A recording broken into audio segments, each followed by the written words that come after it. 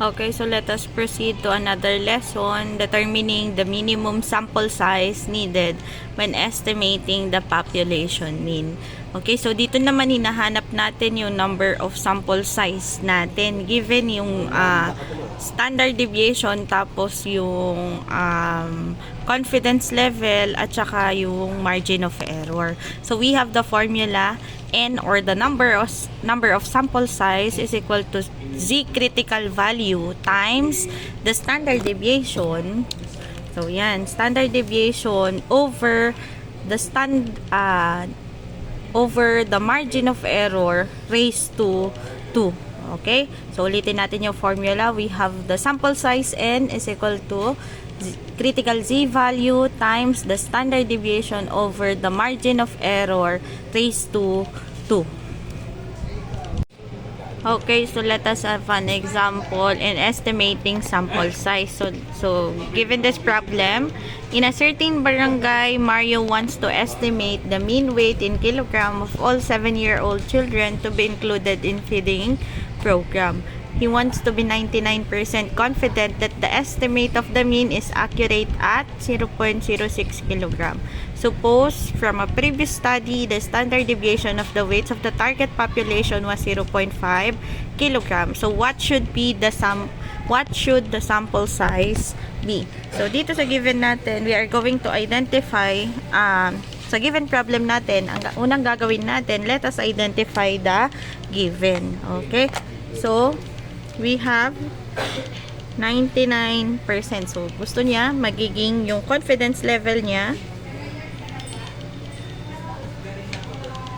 Yung confidence level is 99%.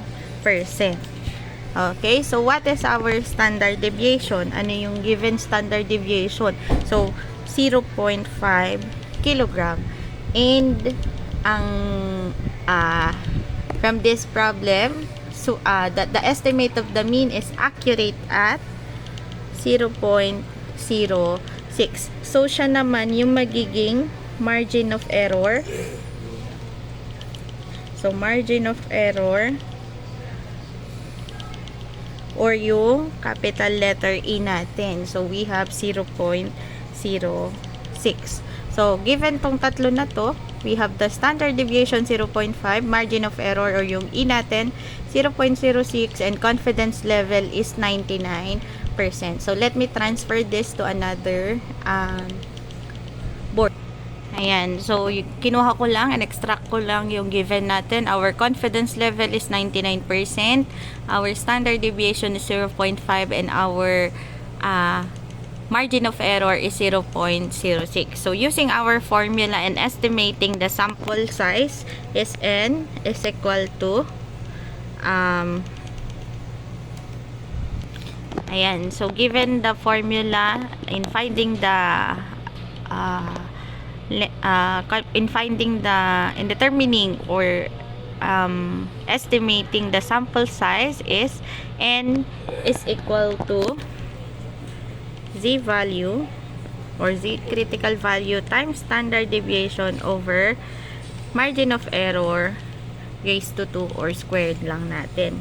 So unang-unang step natin, wala pa din si critical z value. So kagaya lang ng ginagawa natin kanina, ang gagawin natin, hanapin muna natin yung z value natin. So we have the area is equal to 100% minus 99% divided by 2.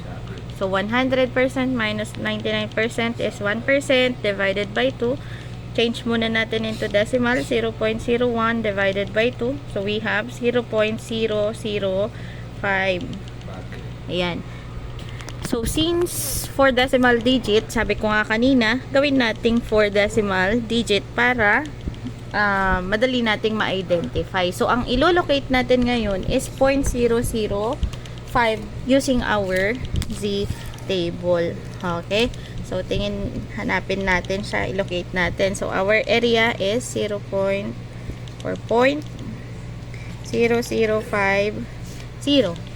Okay, so tingnan naman natin yan. Asaan siya? So hanapin natin yung dalawang 0 tapos 5. Okay? Saan siya pinakamalapit? Ito, dito siya. Between siya ng 0.0047 tapos 0.0062. Tingnan natin ngayon kung meron ba siyang eksaktong value. Hanapin natin sa horizontal line. Kagaya nung ginawa natin kanina. Hanapin natin sa horizontal line yung pinakamalapit na value natin. Yan. So, we have ang pinakamalapit sa kanya ay ito. 0.0051 tapos 0.0049. Okay? Ngayon, meron tayong rule. So, parehas sila ng distance kay 0.0050. So, sabi ko nga kanina, ang pipiliin natin is yung mas maliit na number. Since sa negative tayo na tumitingin. Okay? So, 0.0049. Asan siya? 0.0049. Nandito siya sa tapat ni 2.5. Okay, ayan. Then, yung nasa upper niya. Ayan, burahin na natin yung isa para hindi kayo malito. So, ayan yung nasa upper niya. We have 0.08. So, ibig sabihin, our critical C value is 2.58. So, yan yung gagamitin natin ngayon to calculate or to estimate the sample size. So, our Z value is 2.58. Okay? So, we have 2.58 ngayon. Palitan na natin yung, balik tayo dun sa my formula. N is equal to 2.58 times our standard deviation, 0.5, divided by margin of error, 0.06, then squared. So, ang gawin muna natin, 2.58 times 0.5. Okay? So, 2.58 times 0.5. So, we have 1.29. Tapos, divide natin ng 0.06. So, 1.29 divided by 0.06. So, ang lalabas ay, yan, may squared pa din siya, 21.5. Then, saka naman natin siya i-squared. So, 21.5 squared. So, we have 462.25. So, ang sample size natin ay 462.25. So, since si sample size ay pertaining sa may tao, ibig sabihin, basta lumampas na tayo ng whole number, kahit 2 pa ito, mag-add na tayo ng 1. Okay, so we have our sample size is N is approximately 463. So, kahit na halimbawa natin 462.1, kahit 0.1 lang yung sumobra sa kanya, i-approximate natin, mag-round off na tayo agad. Okay? Pero kung halimbawa ang nakuha lang natin ay whole number, 462.0, so automatic, 462 ang sample natin. So, yun yung tatandaan ninyo. So, that's how can we calculate the sample size, or that is how can we estimate the sample size. Okay, so let us have another example. Christine wants to replicate a certain study where the lowest observed value is 10.4 while the highest observed value is 12.8. She wants to estimate the population mean to within an error of 0.05 of its true value. Using 98% confidence level, find the sample size and that she needs. So, let us identify what are the given here. So, meron tayong margin of error, that is 0.05, confidence level, which is 98%. So, sino yung nawawala dun sa given natin? So, wala tayong standard deviation, okay? So, ang meron lang tayo ay lowest observed value na si 10.4, tapos highest observed value which is si 12.8. Pagka ganyan, pag highest and lowest observed value lang ang given natin, o pwede tayong hanapin yung standard deviation using range. Standard deviation is equal to range over 4. Okay? So, lipat lang natin yung mga given.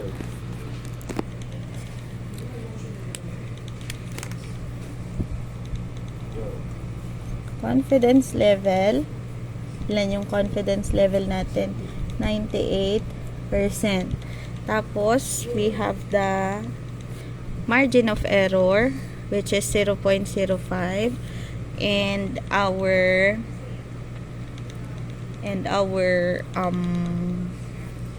highest observed value, tapos lowest observed value. Ang highest observed value is 12.8, tapos lowest natin 10.4. So kapag ka ganyan, highest and lowest observed value ang given natin, ang ginagawa lang natin dyan, our standard deviation is equal to range over 4. Okay, so range over 4, or di kaya highest observed value minus lowest observed value.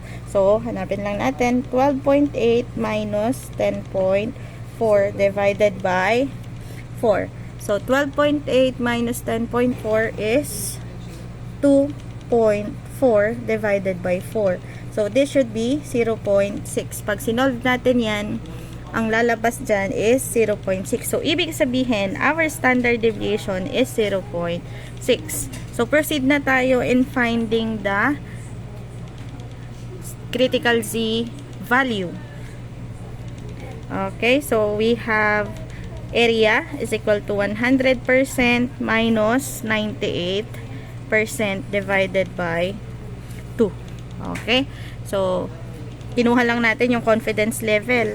Doon na tayo sa process natin kanina. So, 100% minus 98% is 2% divided by 2. So, change muna natin si 2%. That is 0.02 divided by 2. 0.01. So, eto na ngayon yung magiging area. So, sabi ko nga, pag nakuha si area, gawin lang 4 na decimal place. Kuha lang tayo ng 2. Ngayon, meron na tayong ilolocate sa Z table natin. Na Z table. Ayan. So, using our Z table, ang area natin, 0.0100. So, siya yung ilolocate natin. So, first 2 digit, 0.01. Okay? So, tingnan natin.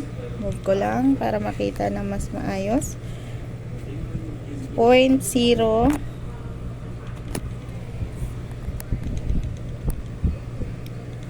reflect. Okay. So, we have first 2 digit, 0.01. Ito, dito tayo sa may 3. Hindi ko nakikita. Ayan. Dito tayo sa may 3. Yan. Doon tayo sa may 3. So, locate natin 0.0 100. So, 107, 104, 102, tapos si 109. So, nandito siya malapit kay 0.0099. So, locate natin what is our Z-score. Si 2.3. Tapos, to. So, our Z-score is equal to 2.33. So, our Z-score 2.33. So, yun na yung nakuha natin. Ngayon, balik ka na ulit dun sa may formula natin na N is equal to Z-score times standard deviation over margin of error raised to 2. So, Z-score natin, 2.33 times the standard deviation. Na-compute natin standard deviation kanina. 0.6 over standard error 0.05 squared. So, ito muna, 2.33 times 0.6. So, 2.33 times 0.6. So, we have 1.398. Tapos, divide natin by 0.05. So, 1.398 divided by 0.05. So, ang magiging answer natin is 27, may squared pa pala, 0.96. Tapos, squared natin yan ngayon.